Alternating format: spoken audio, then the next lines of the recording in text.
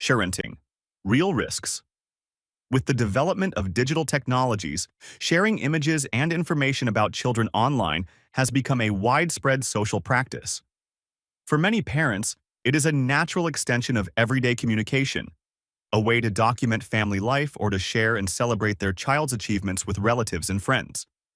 In response to this phenomenon, a growing body of research indicates that so-called sharenting is associated with a range of risks that extend far beyond traditional notions of privacy.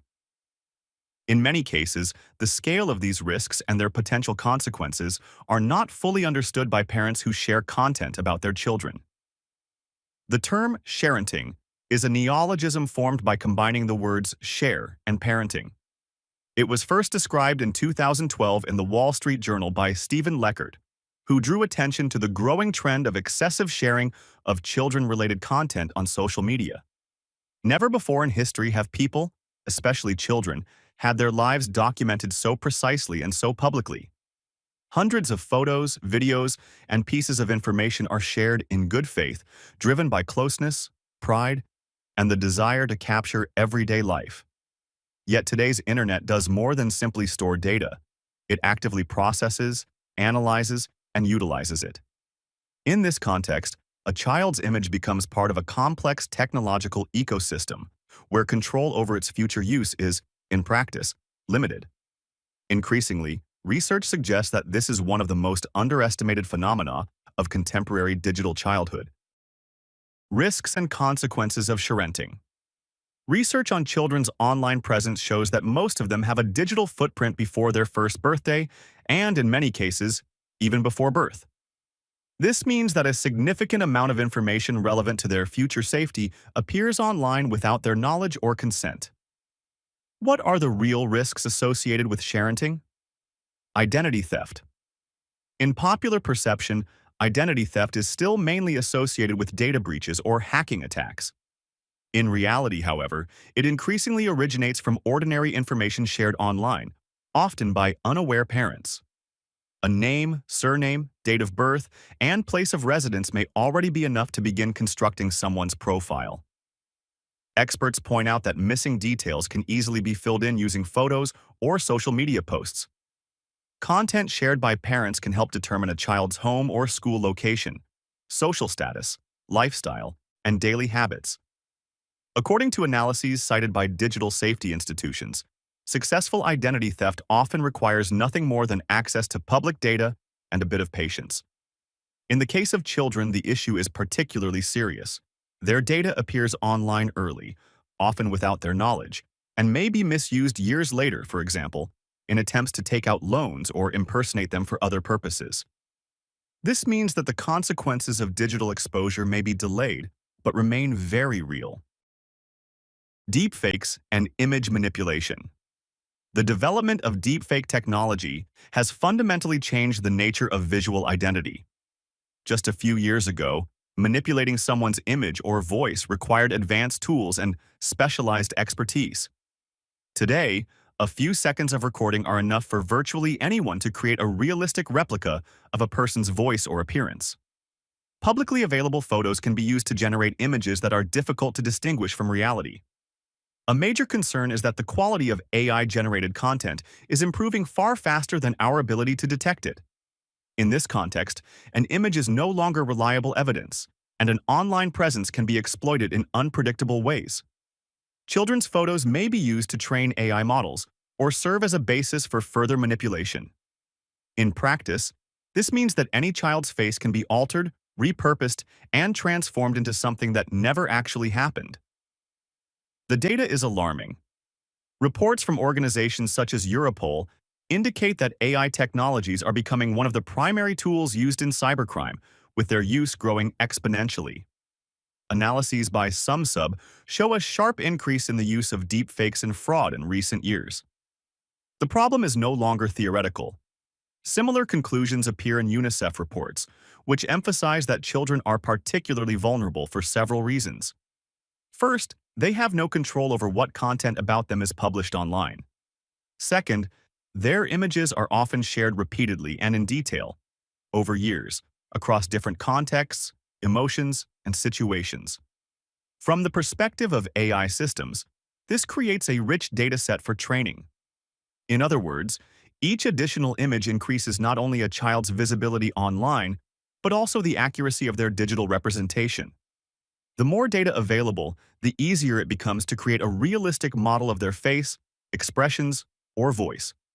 Reports from the Internet Watch Foundation, 2023 to 2024, indicate a rapid increase in AI-generated content depicting child abuse. Importantly, in many cases, these are no longer images obtained directly, but synthetic images created from existing photos available online. This marks a fundamental shift. Previously, access to real material was required, and now, access to an image alone is enough, even if it appears harmless. According to research by UNICEF, Interpol, and ECPAT, at least 1.2 million children across 11 countries reported that their image had been used to create sexualized deepfakes within a single year.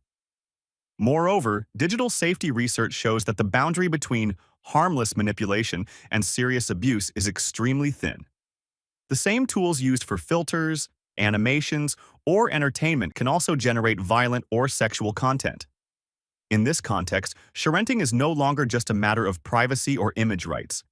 It becomes a driving force behind data ecosystems that, combined with AI development, can be used in ways neither parents nor children are able to foresee.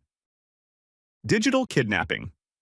One of the lesser-known yet equally concerning phenomena associated with sharenting is so-called digital kidnapping, which is the appropriation of a child's identity online. This does not involve physical abduction or traditional data theft, but rather situations in which a child's image is taken from the internet and used to construct a false, alternative narrative of their life. In practice, this involves strangers downloading children's photos shared by parents on social media and using them to create new profiles, stories, or even entirely fictional identities. The child becomes a character in someone else's narrative, part of an emotional or social dynamic played out online. These profiles often appear credible because they are based on real images and content originally shared by parents. Research on identity appropriation in digital environments shows that such practices are driven by a range of motivations, from the need for social connection and compulsive self-presentation to financial incentives, manipulation, or criminal intent. In extreme cases, digital kidnapping may be linked to fraud attempts, building false trust, or exploiting emotional responses from other users. From a psychological perspective, it is important to note that digital kidnapping does not need to be widespread to be harmful. A single case in which a child's photos begin circulating outside their family context is enough for control over their image to be lost. Unlike traditional data theft, this is not a one-time incident but an ongoing process. Once appropriated, an image can be endlessly copied, modified, and reinterpreted. Research on fake profiles and identity deception in social media shows that creating false identities is now a common feature of platform ecosystems. In the case of children, the consequences are particularly severe because they lack the tools to recognize or respond when their identity is misused. Moreover, once created, a digital representation can be replicated indefinitely, making its complete removal from the internet practically impossible. Cyberbullying.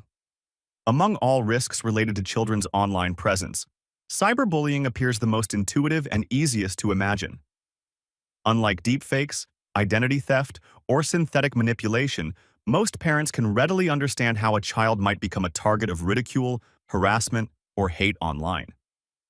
This familiarity often makes cyberbullying seem like a more manageable risk, but in reality, its mechanisms are far more complex than traditional peer conflicts.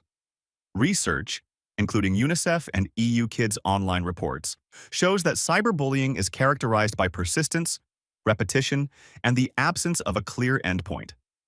Unlike offline violence, it can continue indefinitely and does not end when a child leaves school or changes environment. In the context of sharenting, an additional and less obvious dimension emerges: persistent content. This refers to situations where materials shared by parents resurface years later in entirely new contexts. Such content may be turned into memes, stripped of its original meaning, shared among peers, or used as a tool for ridicule. In practice, Children entering school or social environments often have no control over a digital footprint created long before their conscious online presence. Another key factor is the difficulty of erasure. Even if a parent deletes a photo, there is no guarantee it has not already been saved, shared, or archived elsewhere. As a result, a child's digital past may continue to exist alongside their real-life identity. Studies on children's and adolescents' online experiences show that cyberbullying is widespread. Reports indicate that a significant proportion of young people have encountered peer violence online, either directly or indirectly. In some studies, even several dozen% of teenagers report exposure to such situations, highlighting that this is not a marginal issue but a daily reality of online life. Cyberbullying is already a common phenomenon with a real impact on children's everyday functioning. In this context, sharenting becomes an additional risk factor. Content shared by well-meaning but unaware parents can act as digital fuel, amplifying hate and harassment and returning to the child in ways no one initially anticipated. Digital responsibility. Given the scale of these phenomena, it is difficult to treat sharenting as merely an innocent act of sharing everyday life or a natural extension of family life into the digital space. Content shared, even with good intentions, enters an environment that is permanent and unpredictable. Once published, materials can be copied, processed, analyzed, and reused in various contexts, from identity theft and image manipulation to cyberbullying and data-driven profiling. In this sense, sharenting is not only a way of documenting a child's life, but also a process of creating a digital footprint that may function independently of time, intention, and control. Therefore, it is crucial to recognize that every such act leaves a lasting trace, one that carries tangible risks.